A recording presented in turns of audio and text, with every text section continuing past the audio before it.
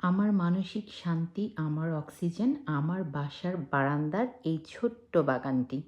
এই বাগানে দীর্ঘ ৭-৮ বছর ধরে এই গোলাপ গাছগুলো আমাকে ফুল দিয়ে আসছে।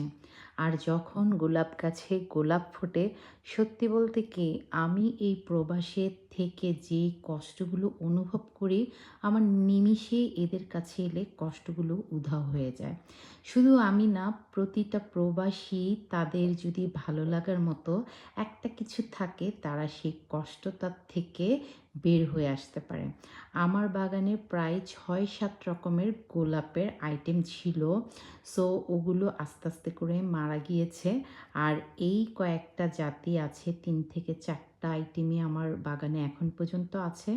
আর এটা হচ্ছে একটা ইতালিয়ান ফুল, যদিও আমি এর নাম জানি না।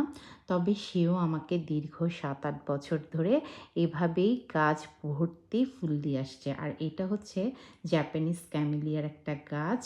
তো সেটাও আপনাদের সাথে শেয়ার করব। আর এই হলুদ গোলাপগুলো এত কিউট, আর ছোটোর মধ্যে এগুলোর জাতটা অনেক ভালো। এই গোলাপে গাছ ভর্তি গোলাপ ফোটে।